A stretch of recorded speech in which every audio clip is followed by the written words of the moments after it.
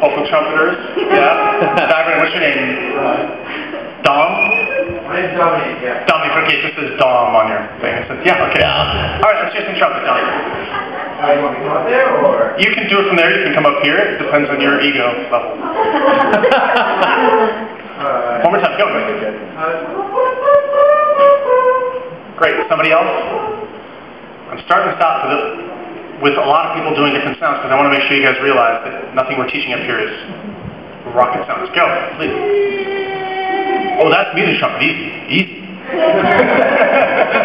We'll get there, Tony. We'll get there. Any other straightforward standard trumpet? No? That's just chicken. All right.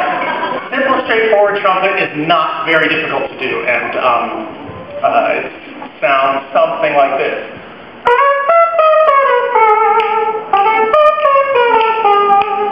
And when Jake does it, it sounds like this. Not that high, it's too early. I sound like a bass trumpet.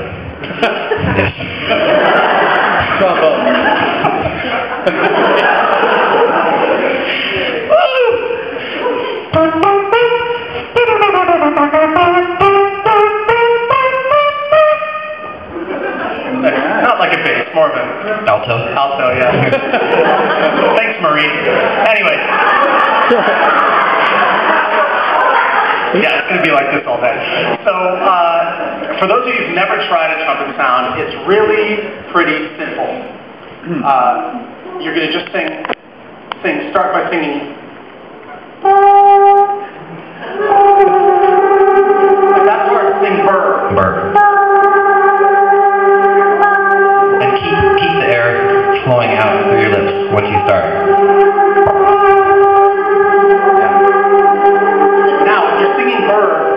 Gently relax your lips and let them come together. And I heard those lips flapping. That's the tough thing when you're first starting to make the sound. To keep going, you want that one little, at the beginning, a little bit of the flap, but then you want the tone to continue.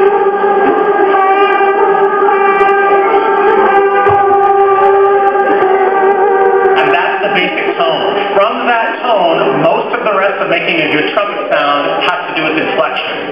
And I'll be repeating this throughout the day. If I don't, just assume and plug it in there. The best way to make good, effective, imitative instrumental sounds is to listen to the instrument itself and replicate it. So if you have some Miles Davis albums, or Chet Baker, or I don't know, for Jay, Chuck Mangione maybe, or something, depending upon... For the bass trumpet, yeah. For the bass trumpet, yeah.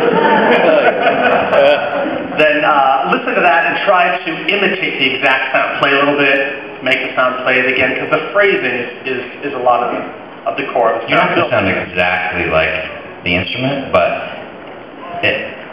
if you actually listen to the instrument and you can sing it as were it being played and stylistically, it's gonna make the whole thing sit better with an audience. It's gonna make it seem more like you sound just like the instrument.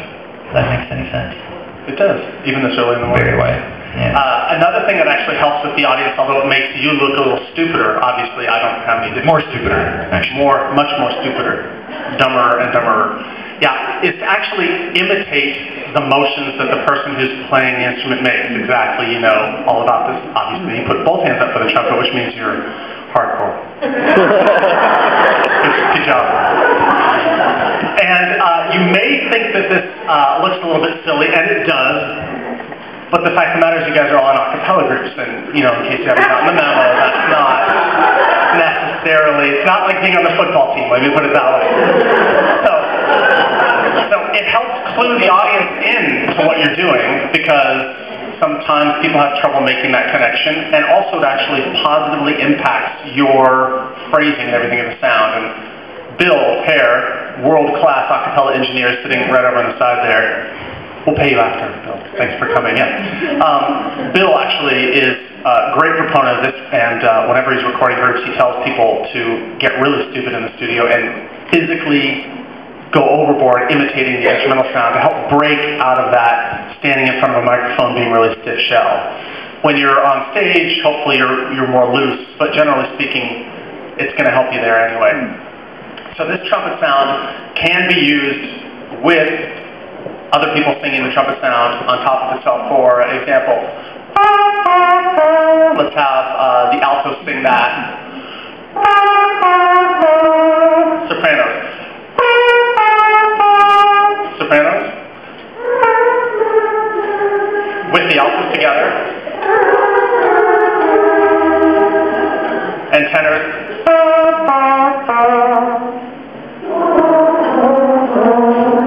And basses. With a little yeah, go. You're like stomping and walking around like it. That's low. So I take all four of those parts together. Ready? And.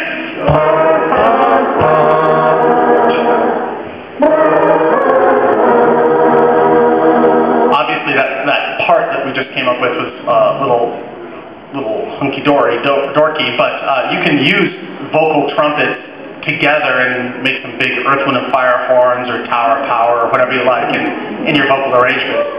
Now take that exact same sound and slide it around a little bit, and you've got a trombone sound, right?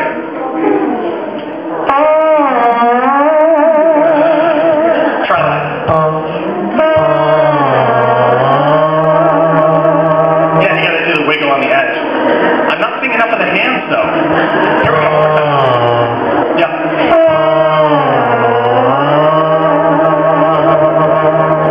Yeah, good. In for penny, in for pound. All right. Now, this is probably a good time for me to mention a little scientific theory I have, which has to do with music perception.